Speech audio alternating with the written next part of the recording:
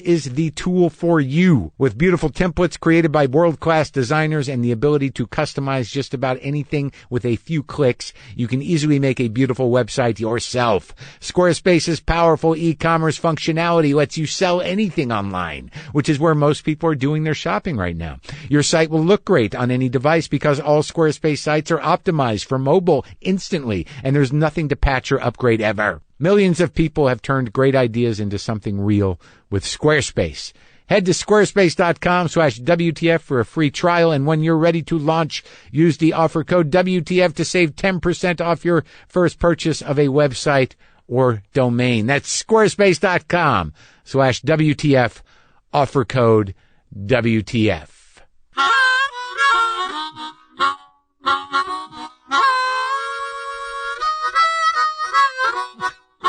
So that was J-L Cauvin, his podcast, Making Podcasts Great Again, and his album Fireside Craps, The Deuce, is available.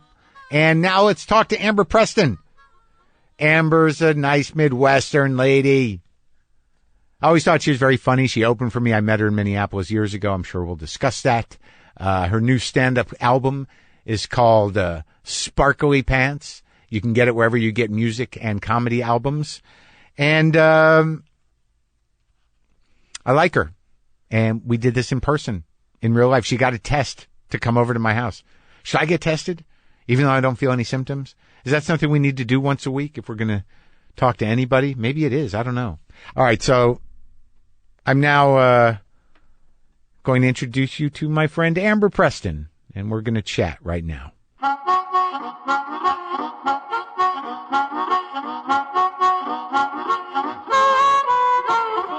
What is this album called? Sparkly Parts. Sparkly Parts. First album? First album. What are we, 10 years in now? 12, 15? 12-ish? 12 years in? Yeah. Oh, well, I recorded it years ago and then just sat on it. I don't know if that's a great selling point. Yeah, no, don't say that. Imagine how good I am now. But it was like I wasn't doing that material anymore. And like poor Dan, I was the one that Dan sat. Schwitzel? Yeah, I sat on it and he was like, come on. Let's do it. Let's do it. I like this book you sent me. I think they're just fun, and some of them you're like, oh, where'd you get it?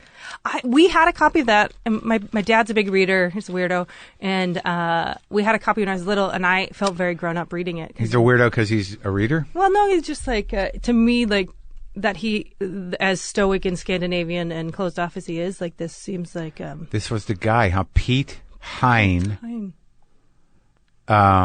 What do you know about him? Oh, Crooks. A crook is a short aphoristic poem. This is Crooks 1.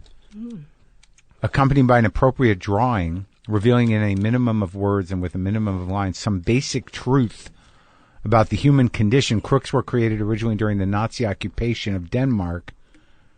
They began life as a sort of underground language just out of reach of the understanding of the Germans. They have since become one of the most widely read forms of composition in the Scandinavian and English languages. Yeah, and they're just some are longer, but they're just little ditties that you're like, ooh, that's something, that's deep. So I had a copy, and then now I've since there I think are 6 of them. And did he invent it, Crooks, or was? I don't know. It was a sort of a trend at the time. Now I'm speaking to you as if you're an academic. Right. Are you? I'm in your a study? historian of Piet Hein. No, it is a little bit. You can get down the rabbit hole because he would kind of go head to head with this other Danish physicist. Oh, really? And well, I'm very excited about it because it seems to be appropriate for the time we're living in. I mean, a secret language of truth is all we really need at this short time. Quips that you can take in moments of panic. Yeah, I'll just start tweeting Crooks. I've been Instagramming them. Content. That's the content I've been creating. Wait, so is your dad is he really Scandinavian? Well, Norwegian and German, but North Dakota, I feel like we're very German, but it is like that Scandinavian. I feel like. Closed off. Don't let. But do you have relatives with accents, or are you talking generations? Generations here. My mom's side of the family has some German, Russian. Like they have accents. They're in the middle of North Dakota, like related to Lawrence Welk. Really? Yeah, that's what my grandma says. But I don't. That's the one. Welk is the one. Welk. Jews, it's always like Barbara Streisand. that's Or they lived across the street from it. There's some connection. Well, small town North Dakota, chances are. Welk was there. That we were Some like, Welks. What's some that Welks. one? Is that his real last name? Yeah. Oh, it is. Yeah, my dad would. I've been to the farm. Oh, God. It's really What? great. There's a Lawrence Welk farm. There's a Lawrence Welk farm? Yeah. But wait, you were brought up in South Dakota? North Dakota, how dare you? Sorry, South Dakota is Problematic right now. Okay. North Dakota. What are the big differences? We're quiet about our problematic issues. Like we'll be judging and don't want More Scandinavian Yeah. and more and Germans. Lutherans. Catholic. Oh yeah, I'm Catholic, super Catholic. My family is very, very Catholic. But But wait. there's a lot of Lutherans. So North Dakota is your people. Yes. And they came down like in the 1800s when Sure. they made land available to be farmed by people who knew how to farm horrible land. Right. Wasn't that the I deal? think so. And I think they were like, we can't do any better. Right. So We don't let's- know what to do with this, but you people who live in Scandinavia seems to have figured it out. You seem to not want anything better. So Well, no, they knew how to farm Yeah. that land, I think was the idea. And the deal was they would be given a property if they Right. could make it do useful. something with it. Yeah. Yeah, my mom's side they were Germans that were fled to Russia and then came from Russia. So Right. I mean, I read Yeah. there's a book called The Great Plains The Great Plains. I'll have to read it. by Ian Fraser, which is this sort of like condensed history of the region. Yeah. And it goes into all that, why the Scandinavians came and the Russians came and the Germans, because it was like a free for all. Right. It's like, we don't have any luck with this. And I think they brought, We tried. right. I think they brought winter wheat with them. That was like, and they figured it out. But North Dakota, I have no sense of it. Yeah, and they want it that way. They don't want you to know. But was it bleak? What town? I grew up in Fargo, which is right on the border of Minnesota, and it's a thriving, Right. I dare say, metropolis. I've never been to Fargo. You haven't? No. I swear that didn't you with With Eugene? Eugene. Yeah, I swear that you guys Maybe you're right. did. Maybe you're right. Maybe you we don't did. remember. We blocked. They were like thank Eugene you. and Andy. It was an upstairs joint. It was a small joint. That was the first time I'd seen you when you did it in Minneapolis at the Turf Club. Didn't I have you on? No, then I didn't know you then. Did I go back to the Turf Club and you opened for me? Where did you open for me first? At the Triple Rock. Oh, that's another rock bar though, right? Right. You had seen me in Aspen, and then Right. asked me in Aspen. At Aspen at the non-HBO comedy. Right. The rooftop. The rooftop. Yeah. Or the red, what is it? Was it rooftop? Rooftop, yeah. Yeah. Listen, there's a lot of pressure from here as the least successful guest you've ever had. I really That have is to. not true. I can name. Well, don't. But thank you. But I just felt like I can't even have that. I thought that was gonna be. No, I don't think it's true. I think that you're just at a level where, you're working, you're solid, you've got the shit, put out a record years ago that you sat on. That's foresight. Right. I'm going to hold off I'm on gonna this. wait till people have nothing to do. But wait, we need to do some basic stuff Okay. here about, because I don't know that where's Mary Mack from? She's northern Wisconsin, but we met in Minneapolis. Right, Yeah. but you're not Dakota. No, I don't know if I've different. talked to anyone from Dakota. No. Either Dakota. Yeah, I can't. There's not like a dearth of interesting, famous. A lot of interesting people. But you grew up in Fargo? Grew up in Fargo. But that's like how big a city is that? 1,000,000 people? No, 100,000. Oh, that's not right. Well, maybe a little more. Like maybe 100,000. And you have brothers and sisters? I have a brother who lives in Montana with adorable children and like lives off the land and would live Really? off the grid if Like he could. Ranch kind of thing? Like he does mason work, but has acres of land and. Oh, it's so like- nice up there. What are we doing here?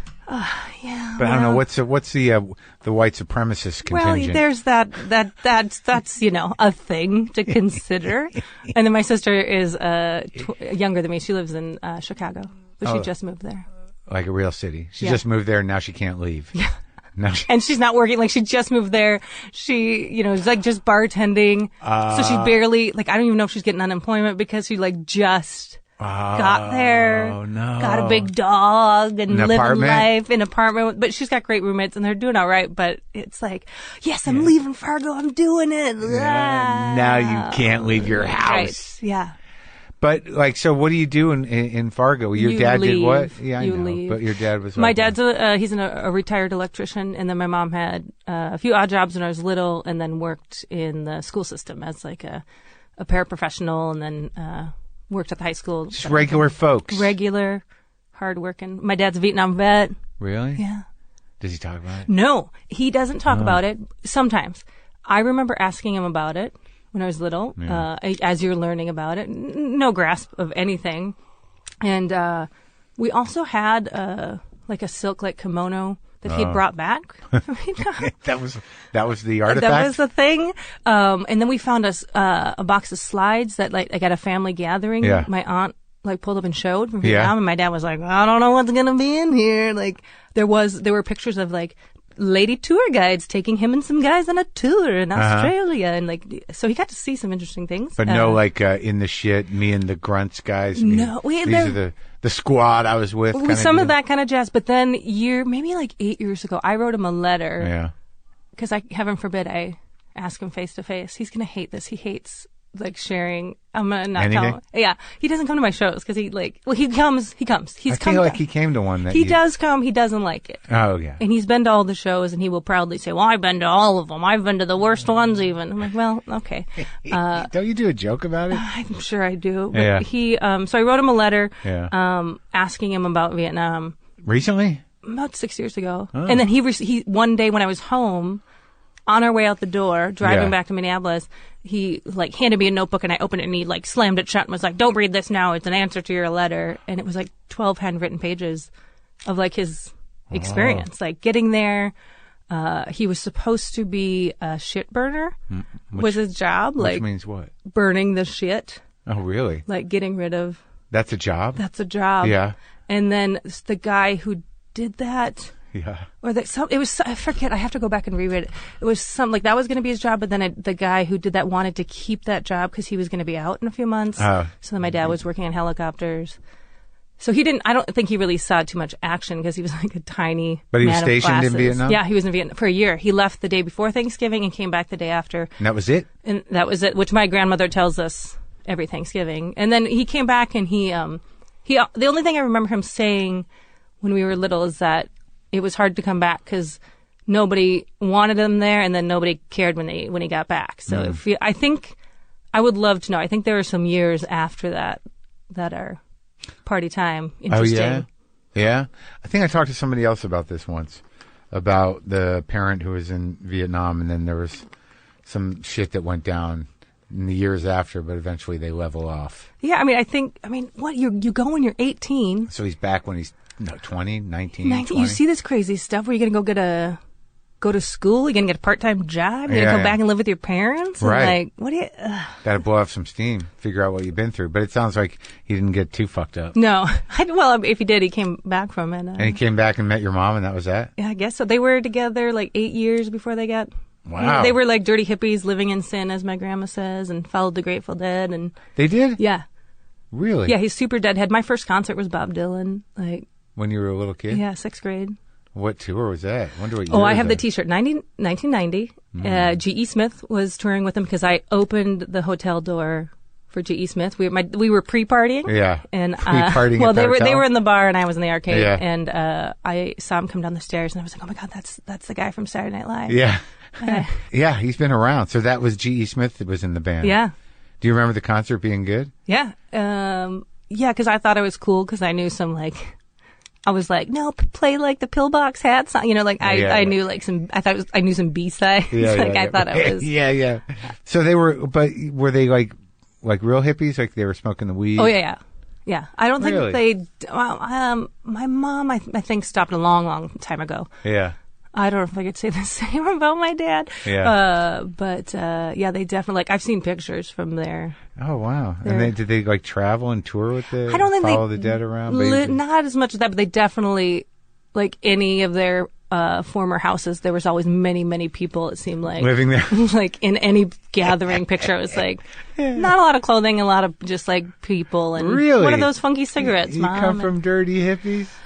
A little bit. A little bit. But no, everybody's leveled off. Everybody, they're good. They're grandparents now. Oh, wow. My mom just retired. And you go back to Fargo? Sometimes.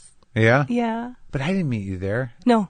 Aspen and then And then you asked me to open for you in Minneapolis. I met you in Aspen. Yeah. I remember that was really bad altitude sickness for me that time. Yes. Yeah, they had oxygen But it's That's just like, it. I usually don't get it that bad. It was just really fucked me up that time for some reason. Did you get it?